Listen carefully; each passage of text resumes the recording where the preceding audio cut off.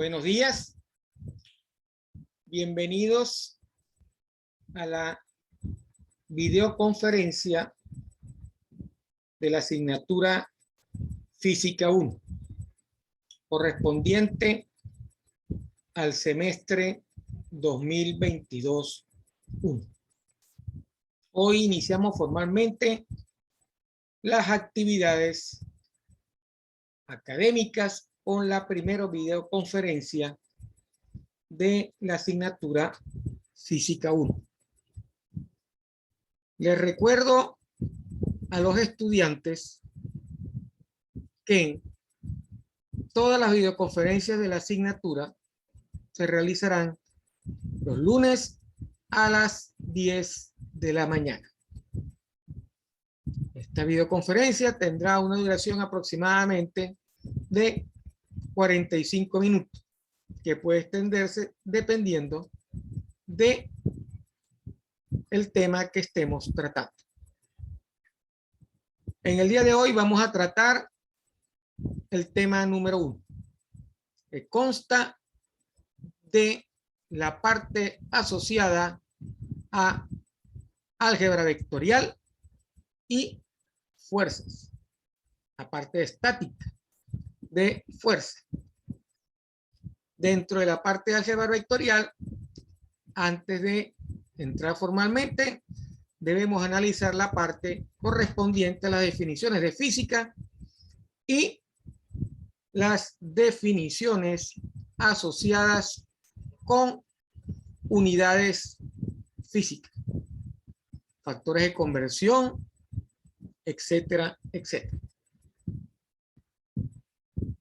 El semestre tiene una duración de 18 semanas y finaliza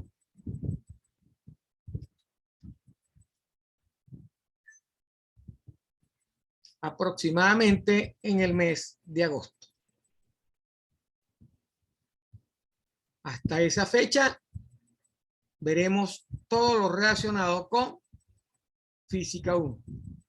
La materia consta de 6 temas divididos y evaluados en 3 grupos de evaluación o 3 cortes.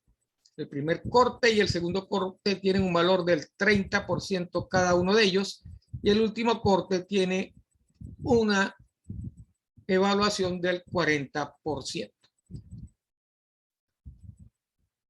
Toda esta información está cargada en la plataforma Saya, en el aula de la asignatura Física 1. Esta asignatura en específica está asociado a la carrera de construcción civil. Bueno, sin más preámbulo, vamos a comenzar con la primera parte del tema.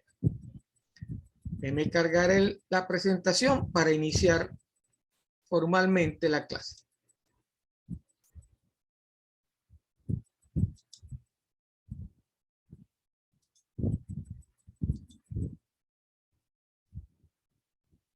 Ok, aquí tenemos ya la presentación y vamos a comenzar la actividad.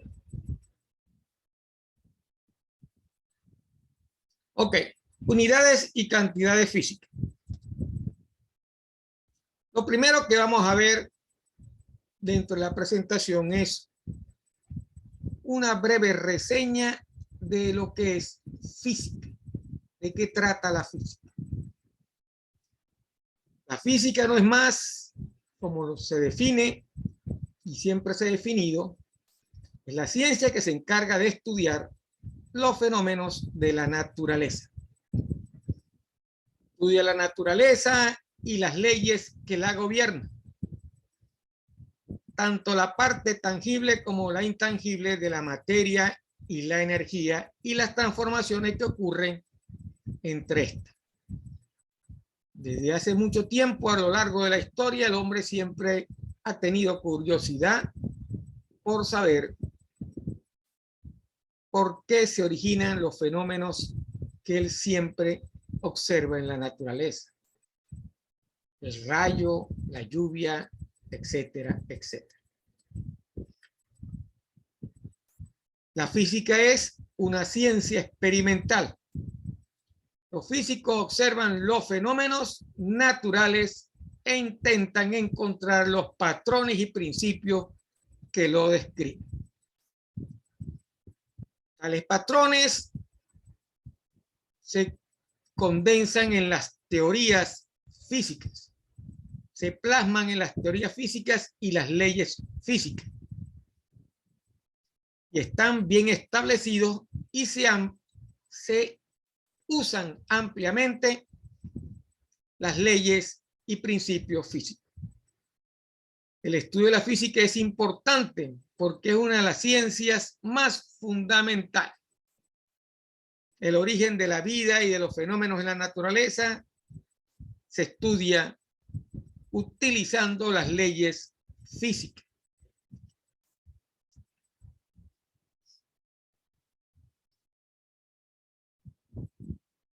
¿Cómo vamos a resolver problemas en física?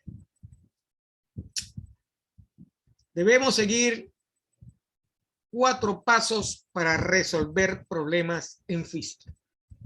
Primero tenemos que identificar los conceptos pertinentes. ¿Qué ideas de la física son relevantes para la solución del problema?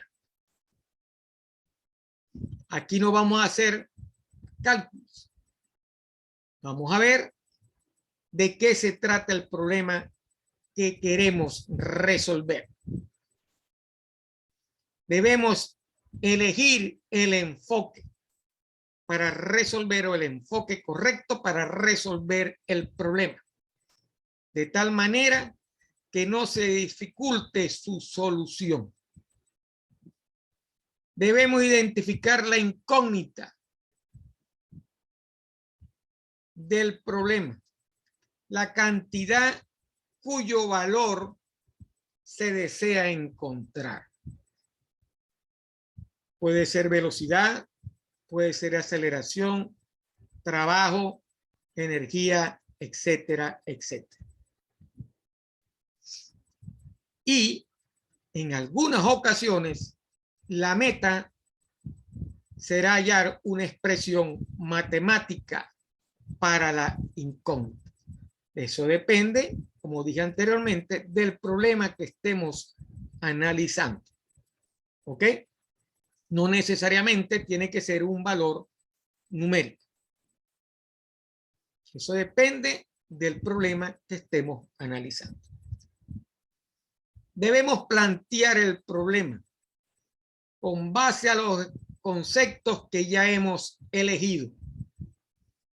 Debemos identificar, seleccionar las ecuaciones que se usarán para resolver el problema. Si voy a calcular velocidad, debo utilizar una ecuación para calcular velocidad. Si voy a calcular el tiempo y tengo varias ecuaciones, debo hacer el despeje de la ecuación más adecuada para calcular el tiempo. Dependiendo del problema, nosotros debemos identificar dentro del planteamiento del problema cuál es la propiedad que vamos a calcular. Y debemos ejecutar la solución. Para esto tenemos que utilizar cuentas. Debemos hacer las cuentas matemáticas, los números, porque la solución, si no es una ecuación, debe tener una respuesta numérica. Esa respuesta numérica debe estar acorde con lo que nosotros estamos calculando. Y por último, evaluar la respuesta. No todas las respuestas son ciertas. La evaluación de la respuesta nos dirá si la que estamos dando es la correcta.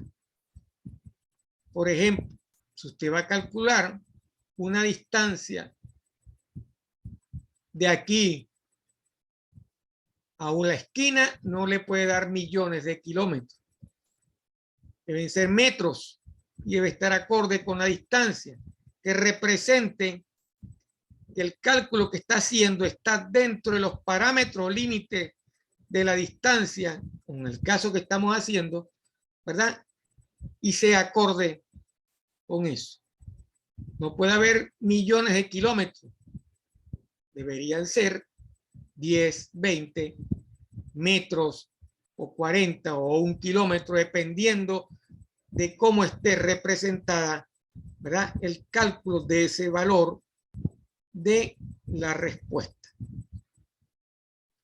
Otro ejemplo, si la incógnita fuera el radio de la Tierra y la respuesta es 6.38 centímetros, ya de por sí esa evaluación nos dice que la respuesta es incorrecta.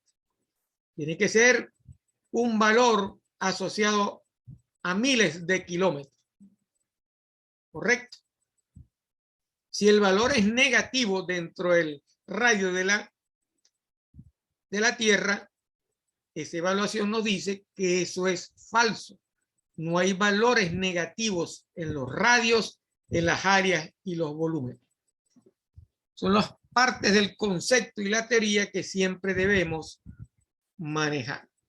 Entonces, repasando, la forma de resolver un problema de física pasa por identificar el problema, plantear el problema, ejecutar la solución y evaluar la respuesta que estamos obteniendo. La física se debe ayudar de otras ramas de la ciencia. La física no cubre todo completamente. Necesita otra ciencia para darle respuesta a los fenómenos que son muchos en la naturaleza. Porque esa es la finalidad de la física, estudiar los fenómenos de la naturaleza. ¿Okay? Como todas las otras ciencias, la física se debe sustentar en observaciones experimentales y en mediciones cuantitativas. Debe haber el número. Debemos tener el número para tener la respuesta al problema que se nos está planteando. Entonces, para alcanzar esos objetivos, la física se ayuda de otras ramas de la ciencia, como por ejemplo la mecánica clásica, que estudia el movimiento, el electromagnetismo, que estudia la electricidad y magnetismo, la hidráulica, que estudia los fluidos, la termodinámica, que estudia la energía térmica, la óptica, que estudia la luz, la física nuclear, que estudia el núcleo, los átomos, la física atómica, la mecánica cuántica, etcétera, etcétera. Entonces, la física no avanza solo, necesita otras ramas para poder darle solución a los problemas planteados en la naturaleza.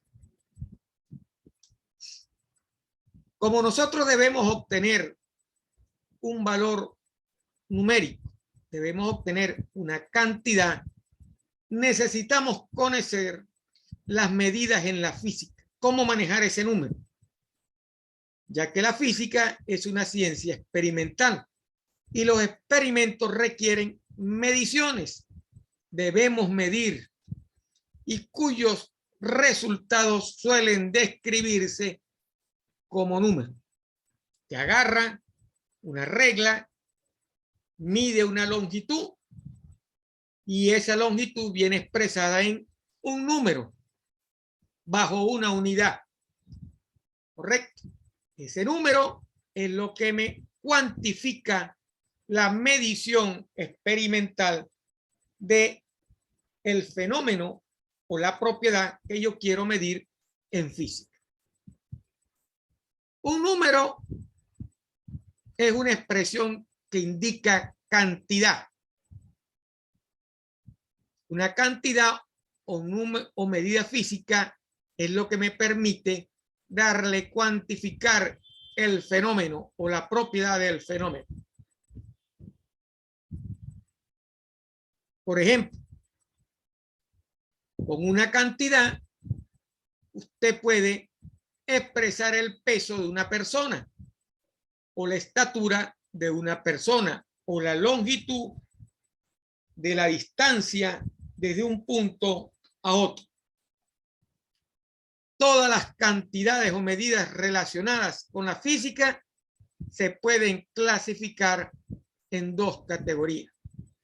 Entonces, necesito tener una cantidad para expresar una medida en física. Necesito tener esa cantidad. Entonces, tenemos dos medidas físicas. Las medidas básicas que nosotros conocemos y hemos conocido desde que comenzamos a estudiar. Las medidas que usamos a diario forman el fundamento y la base de las cantidades físicas. Una cantidad está asociada a una medida que puede ser básica en este caso, como la longitud, la masa, el tiempo, la temperatura, la corriente eléctrica, la cantidad de sustancia y la intensidad luminosa. Entonces, la longitud es una medida básica. La masa es una medida básica. El tiempo es una medida básica. Y la temperatura es una medida básica, etcétera, etcétera. Esas medidas que usted está viendo en la presentación son las medidas básicas. A partir de esas medidas, nosotros tenemos los otros tipos de medidas que son las derivadas, que se forman por la composición o combinación de medidas básicas. Y normalmente se calculan. Esa es otra diferencia. Las medidas básicas se miden y las medidas derivadas se calculan. Ejemplo de medidas derivadas: velocidad, aceleración, fuerza, densidad de masa, peso relativo, densidad lineal, volumen, trabajo, área, potencia, presión, etcétera, etcétera. Muchas de estas medidas derivadas las vamos a ver a lo largo de el curso. Entonces, ¿cuántas medidas tiene la física para poder cuantificar un fenómeno? Dos. Las medidas básicas, como la longitud, el tiempo, la masa, y las medidas derivadas que se forman de la composición de medidas básicas. La velocidad. ¿Por qué es una medida derivada? Porque se forma de combinar, ¿verdad?, la longitud medida en metros entre el tiempo medido en segundos. Porque usted se acuerda, velocidad es metros sobre segundo. La aceleración es metros sobre segundo al cuadrado. Combina una unidad, una medida de longitud, que es el metro, entre dos, una unidad de tiempo elevada al cuadrado. Y así se forman las medidas derivadas y así tenemos o medimos las medidas básicas. Entonces, en física existen estándares de longitud, masa y tiempo. ¿Qué es un estándar? Un estándar es una medición de aspectos de la naturaleza. Cada medición se asocia con una cantidad física, tal como la longitud de un objeto. Eso es una medida estándar. Nosotros sabemos que la longitud siempre va a estar relacionado al tamaño o a la distancia de un objeto, de una persona, de una distancia, desde un punto a otro. ¿Correcto? Entonces, si tuviéramos que reportar resultados de una medición a alguna persona, debemos reproducir esa medición y para ello debemos definir un estándar. Si yo quiero medir una distancia, el estándar para la distancia debe ser la longitud. ¿Correcto? Igual que si yo quiero obtener cuánto tiempo me tardo por unidad de tiempo, el estándar va a ser una velocidad. Cualquier unidad que se elija con estándar debe ser de fácil acceso y debe poseer propiedades que puedan medirse contablemente. Debe tener expresado un número, la medida estándar. Siempre debe tener un número. Los estándares de medición de diferentes personas de lugares distintos apliquen el universo deben producir el mismo resultado. Además, los estándares que se usan para mediciones no deben cambiar con el tiempo. Si yo elijo la longitud como un estándar, esa medida estándar me debe servir aquí y en China para medir la altura y la distancia de un punto a otro, la altura de una persona, etcétera, etcétera. Eso se refiere la estandarización, ¿verdad? De las diferentes personas o lugares distintos. Aquí y en la China utilizamos la longitud para medir eso, porque es una medida estándar. Igual que el peso, el volumen de masa, utilizamos masa para saber qué tan gordo o flaco es una persona aquí o en la China o en Japón o en Estados Unidos.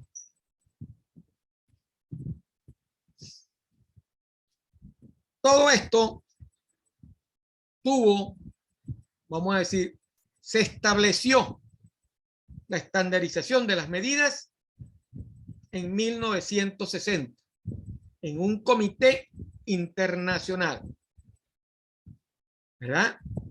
En ese comité se definieron que las cantidades fundamentales de la ciencia son la longitud, masa y tiempo.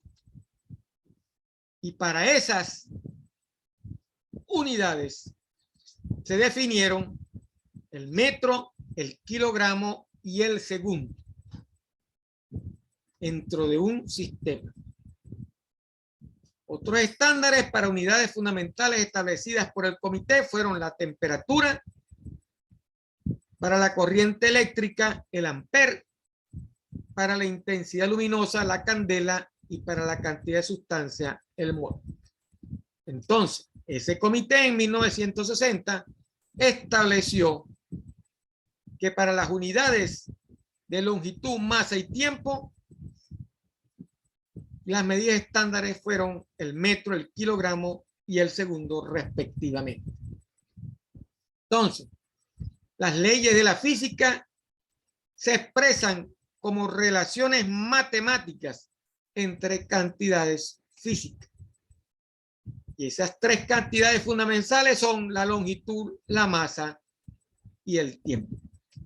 Y para cada una de ellas, dependiendo del sistema, se definieron las unidades específicas. Ejemplo, metro, kilogramo y segundo. Vamos a ver ahora cuáles son esas tres cantidades fundamentales. La longitud. ¿Cómo se definió la longitud? Anteriormente la longitud la manejaba dependiendo del rey que estuviera mandando o el presidente que estuviera mandando en el país. Por ejemplo, en 1120 el rey de Inglaterra decía que la longitud, la medida estándar de longitud era la yarda. De igual modo, el estándar original para que el pie adoptado por los franceses era la longitud del pie real del rey Luis XIV.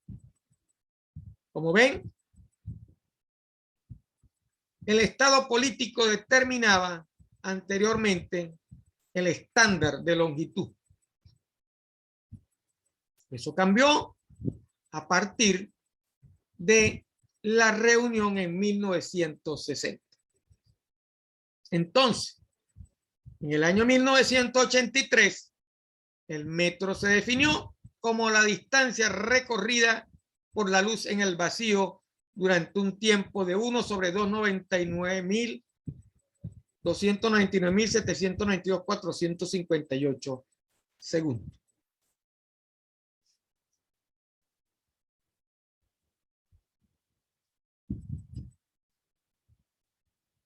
En 1960, en esa reunión, la longitud del metro se definió como la distancia entre dos líneas en una específica barra de platino e iridio que se almacena bajo condiciones controladas en Francia. Como ven, a lo largo de la historia, los estándares han ido cambiando, comenzando por la posición política que tenía cada país o cada región, y que luego en 1960 esos estándares llegaron a tener, porque había que uniformizar, había que darle un valor uniforme a la medida estándar de longitud. Y en 1960 se definió el metro.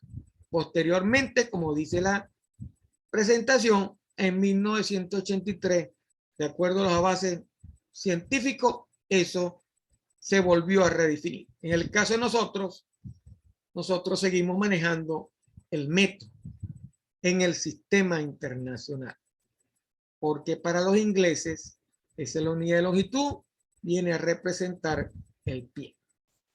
Y todas las unidades que puedan originarse a partir del pie o a partir del metro. Sus divisiones, como las conocemos desde que hemos estudiado. Ahí tenemos una tabla donde tenemos varios valores de unidades de longitud. Distancia de la Tierra a un cuásar conocido, la distancia de la Tierra a las galaxias, distancia de la Tierra a la galaxia más grande, que es la de Andrómeda, distancia del Sol a la estrella más cercana, cuánto vale un año luz, etcétera, etcétera, etcétera. La masa, que es la otra unidad estándar, también pasó por el mismo proceso. Y también en 1960 quedó definida como la masa de un cilindro de aleación platino-iridio específico que se conserva en la Oficina Internacional de Pesos y Medidas en Sevres, Francia. También esa masa estándar que se estableció, fue establecida en 1887 y no ha cambiado desde esa época. Entonces, para nosotros, la unidad estándar de masa es el kilogramo. Para los ingleses, la libra masa. Existe también una tabla con varios valores de masa para varios objetos.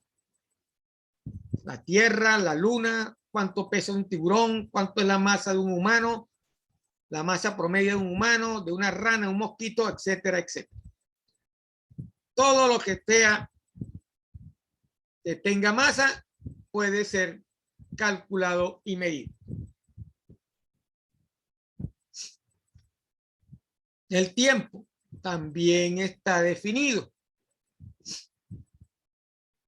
En 1967, esa unidad de tiempo se definió como cierta fracción del día solar medio. El tiempo promedio entre llegadas sucesivas del Sol al cenit. El estándar actual, adoptado en el 67, es mucho más preciso. Se basa en un reloj atómico que usa la diferencia de energía entre los dos estados energéticos más bajos del átomo de cesio. Como ven, la ciencia o los avances en la ciencia van modificando o dándole más certeza, más precisión a las medidas estándares de longitud, masa y tiempo, que son las unidades básicas de medición. ¿Ok? La última medición nos dice que el segundo se define como el tiempo que tardan 9.192.631.770 ciclos de esta radiación en microondas. Como ven, siempre se va mejorando el valor, se va aproximando. Claro, estos son valores para cálculos más precisos, para supercomputadoras. Nosotros vamos a seguirnos manejando como metro, kilogramo y segundo, como lo conocemos.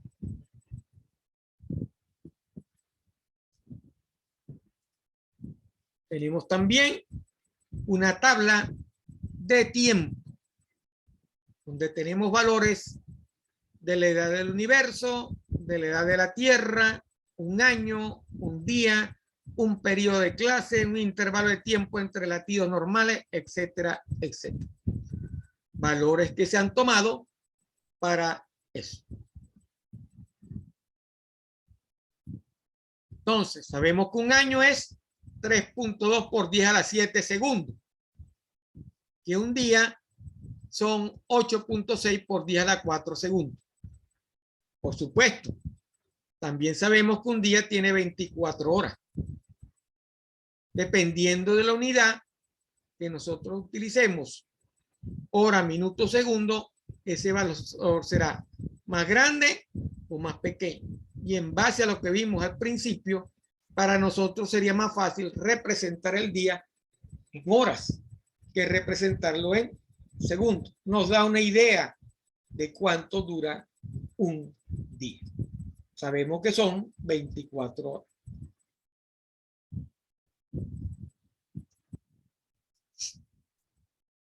Estándares de cantidades y medidas derivadas. ¿Cuáles son esos estándares? La rapidez o velocidad, aceleración, momento, densidad, área, volumen, razón de flujo, fuerza, etcétera, etcétera. Todas las, y como ven, tiene diferentes estándares dependiendo del sistema de medición que escojamos. Metros sobre segundo, millas por hora, kilómetros por minuto, pies por segundo, centímetros por segundo, milímetros por hora, decímetros sobre segundo, etcétera, etcétera.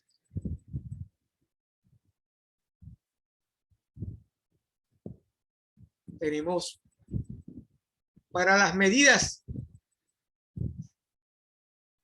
mayores o más grandes, utilizamos lo que se conoce, o sea, para representarlo, tener una idea de la cuantificación de esa medida o de esos valores, utilizamos lo que conocemos como prefijos. Los prefijos son potencias y valores en base a 10. Ustedes lo han oído en el comercio. La cantidad y el tamaño debe estar asociado a la idea que tengamos de esa cantidad o lo que queramos medir. Por ejemplo, cuando usted va a comprar un computador, la capacidad del computador viene expresado en mega o giga. ¿De qué tamaño es el computador? ¿Cuánto es la memoria RAM? 4 gigas, 4 megas. ¿Cuánto almacena el disco? Almacena 1 tera, 10 terabytes. Ya sabe que son 10 por 10 a la 12 bytes de almacenamiento. O sea, son prefijos que se utilizan para cantidades grandes, que son mejores apreciables al aplicar el prefijo. Por ejemplo, Para yo decir 2000, puedo expresarlo diciendo 2K. El K es el prefijo que vale 1000. 2 por K sería 2000. 30K son 30.000. 20K son 20.000. 100K son 100.000. 4 megas serían 4 por 10 a la 6. 4 millones de bytes. 100 millones de bytes son 100 megas. Disco tiene una capacidad de 300 megas. Ya nosotros sabemos que serán 300 millones de bytes. Entonces, para eso utilizamos en la física los prefijos, tanto para darlos en el tamaño muy grande o para dar en el tamaño o una cantidad muy pequeña. Los microbios se miden en micros o en micrones. 10 a la menos 6. Ya nosotros sabemos que un microbio que tiene 3 por 10 a la menos 6 es 0,0006. Para no expresarlo así con el poco de cero, uno le pone 3 por 10 a la menos 6. Para eso se utilizan los prefijos que se basan en potencias de 10, positivas o negativas.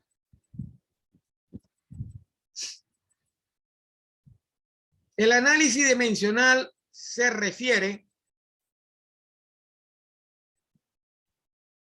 a la dimensión de una propiedad que tiene un significado especial en la física. Denota la naturaleza física de una cantidad, ya sea que una distancia se mida en unidades de pies, metros, grasa. No nos importa. Lo que nos importa es saber que una propiedad,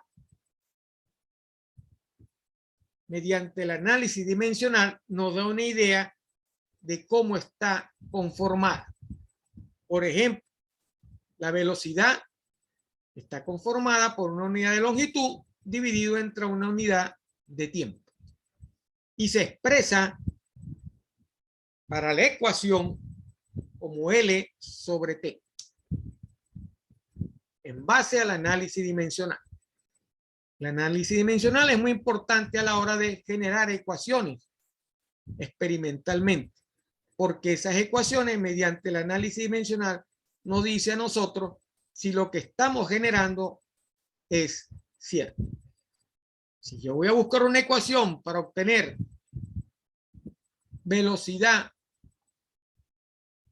sabemos que la respuesta debe ser, mediante el análisis dimensional, L sobre T, que significa longitud entre tiempo. Es la respuesta expresada de la unidad en una forma de utilizada para las ecuaciones.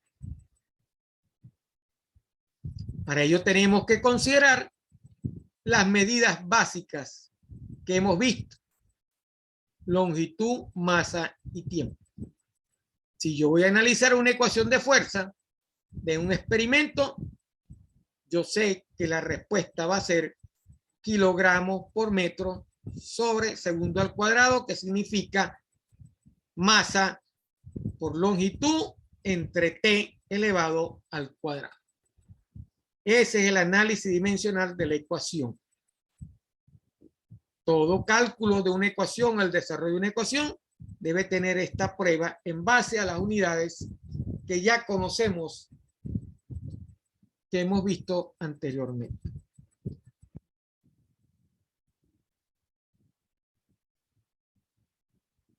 Tenemos un ejemplo de un análisis dimensional para una expresión que nos dice que la posición es igual a un medio de la aceleración por tiempo al cuadrado. Cuando yo sustituyo cada una de las propiedades, la respuesta debe ser L. Al sustituir, como en este caso, longitud por tiempo al cuadrado multiplicado por tiempo al cuadrado, la respuesta va a ser L. porque la t al cuadrado con la t al cuadrado se elimina. Entonces, el análisis dimensional sirve para verificar que el cálculo del desarrollo de la ecuación o de la propiedad es correcto o incorrecto.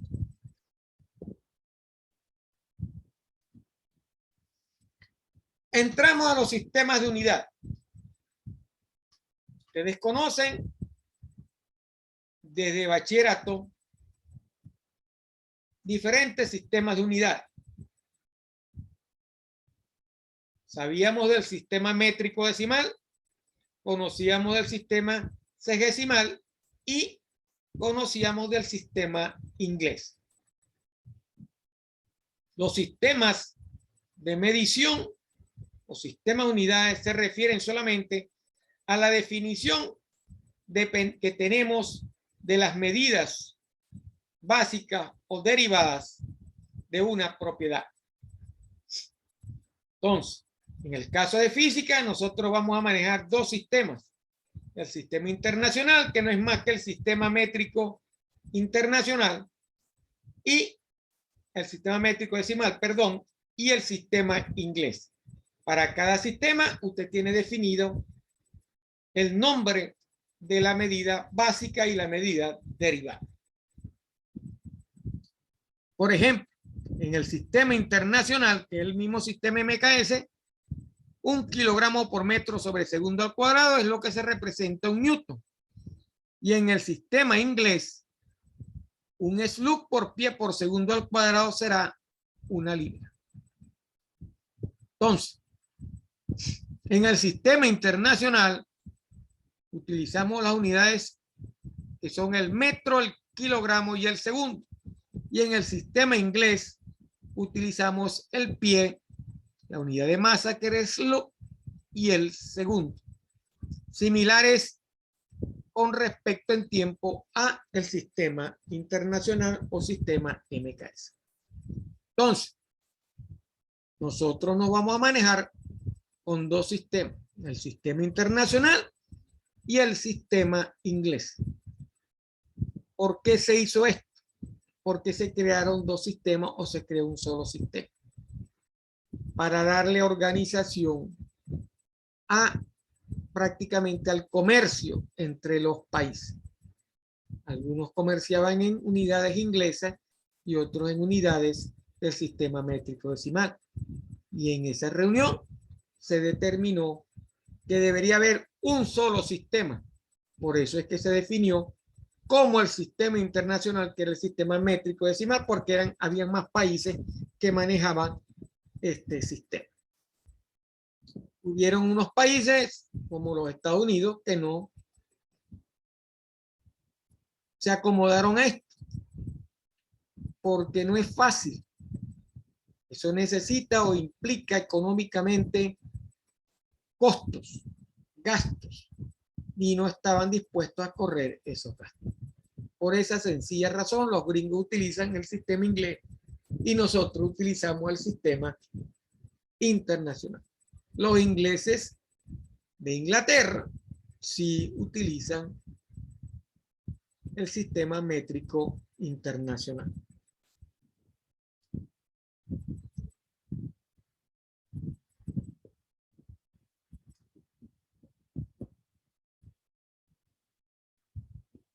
Si usted está en un sitio y va a comprar en una ferretería, en Estados Unidos el clavo se lo venderán en pulgadas y en Venezuela en algunas partes o en algún sitio se lo venderán en milímetros el diámetro de ese clavo o el tamaño de ese clavo. Esto no debe ser problema porque usted puede tener una idea del valor de una pulgada a 1 milímetro utilizando los factores de conversión. Entonces, ¿para qué sirven los factores de conversión? Los factores de conversión sirven para convertir unidades de un sistema de medición a otro, para convertir unidades del sistema inglés al sistema internacional o viceversa del sistema internacional al sistema inglés. Entonces, es así como vemos que una milla es igual a 1609 metros y es igual a 1.609 kilómetros. Ese valor de 1600 y 1.609 es lo que se conoce como el factor de conversión. Entonces, los factores de conversión no son más que la conversión de una unidad de un sistema a otro. El proceso o el método que utiliza para convertir un sistema de unidades a otro sistema de unidades. Pie son 0.348 metros o 30.48 centímetros. En el mismo sistema inglés, un metro son 100 centímetros y un metro son 1000 milímetros. 100 y 1000 representan el factor de conversión de centímetros a metro o de milímetros a metro o viceversa. ¿Okay? Mediante operaciones matemáticas, usted puede hallar ese valor de lo que representa una unidad de un sistema a otro sistema. Por ejemplo, 150 pulgadas, para llevarlo a centímetro, lo debo multiplicar por 2.54 centímetros, que es el factor de conversión. De centímetro a pulgada. 2.54 centímetros a pulgada. Entonces, ¿cómo hago ese proceso? Para llevar 15 pulgadas a centímetro.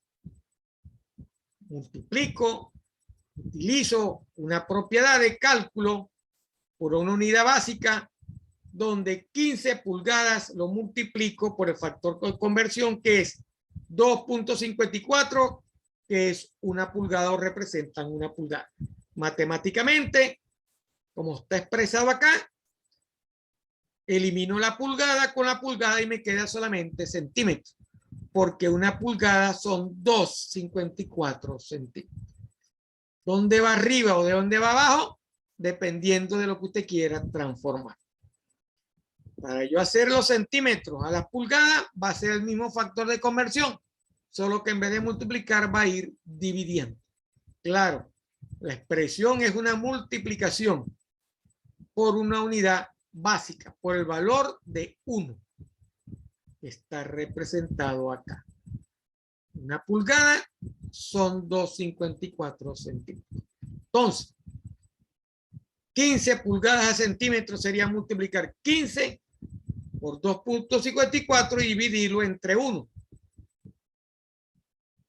Al eliminar las unidades, me queda el valor de 2 de centímetros, que es lo que estoy tratando de calcular. Donde esta relación entre el paréntesis es igual a 1. Se debe colocar la unidad en el denominador, de modo que cancele con la unidad de la cantidad original. Con este método en ingeniería podemos realizar todas las transformaciones de unidades que tengamos y obtener el resultado deseado. Entonces, para yo poder hacer un cambio de unidades, debo utilizar los factores de conversión. La utilización del factor de conversión debe estar asociado a la unidad asociada al factor de conversión, con la finalidad de eliminar la unidad y transformarla en la otra. Tenemos otro ejemplo. Exprese las pulgadas en pie en el mismo sistema inglés. Sabemos que el factor de conversión nos dice que un pie es igual a 12 pulgadas. Un pie a 12 pulgadas lo multiplico por 60 pulgadas. Elimino las pulgadas y me quedan los pies. Y eso va a ser igual a 5. 60 entre 12 va a ser 5 pies. Ahí tenemos otro ejemplo de cómo llevar millas por hora, pies sobre segundo. ¿Cómo expresar 14 gramos centímetros cúbicos en kilogramos sobre metro cúbico? O expresar 4 gramos por centímetro sobre segundo a kilogramos por metro sobre segundo. Siempre es el mismo procedimiento, pues mecánico. No debe haber problemas en aplicar un factor de conversión a algunas propiedades o a la propiedad que usted necesite calcular. Que en física, en muchos de los ejercicios, el problema lo vamos a ver.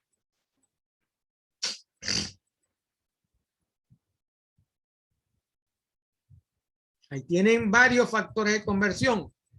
Les recomiendo que esta tabla la guarden para que la puedan utilizar en los ejercicios. Factores de conversión de longitud, de aceleración, de masa, fuerza, presión, volumen.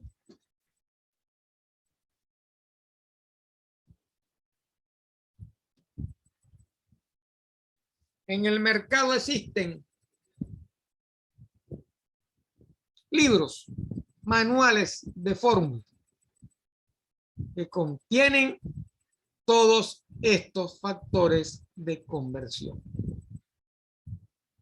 Este que tengo acá es de Rafael García Díaz y contiene fórmulas y factores de conversión.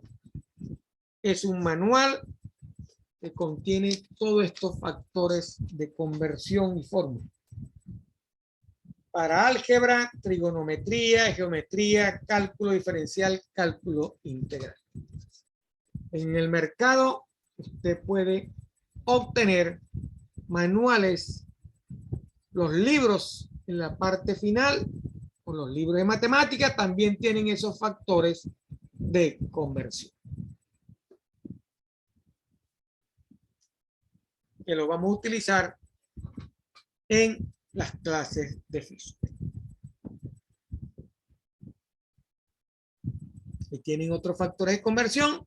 Esta presentación la puede ayudar, los puede ayudar con esos factores de conversión. Cifra significativa. Las respuestas deben ser dadas de acuerdo al cálculo o la propiedad que usted esté midiendo. ¿Cuántos decimales? ¿Cuánto es el valor de la cifra? Por lo general en física nosotros pedimos 2 decimales en la respuesta. En algunas respuestas. En otras respuestas, dependiendo de la propiedad que usted está midiendo, necesitará todas las cifras decimales de la respuesta. Porque si no estará cometiendo un error en la respuesta. Debe utilizar el redondeo cuando haga falta el redondeo. El redondeo no es más que la aproximación al valor inmediato superior. Ahí tenemos reglas que las pueden estudiar para diferentes cifras significativas.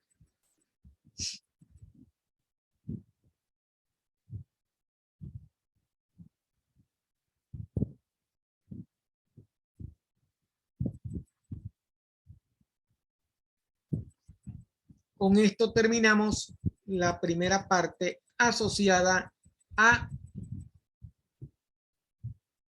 cantidades y unidades físicas. Si tienen alguna pregunta, les agradezco que por favor la hagan. Entonces, hemos visto lo referente a cantidades y unidades físicas. La próxima presentación tratará sobre vectores.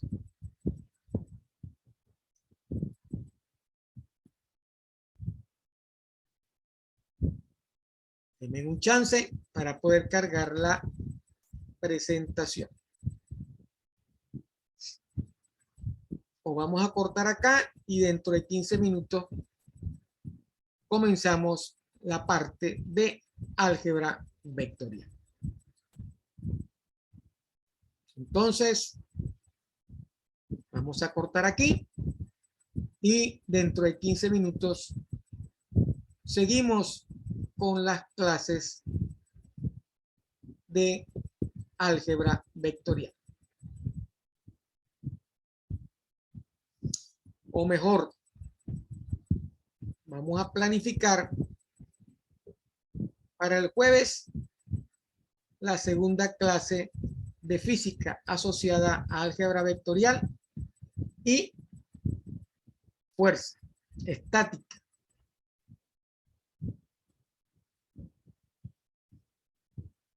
Vamos entonces a cortar y nos despedimos por los momentos.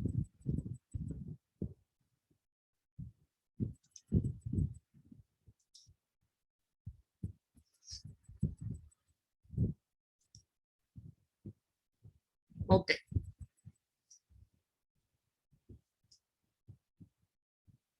Vamos a finalizar.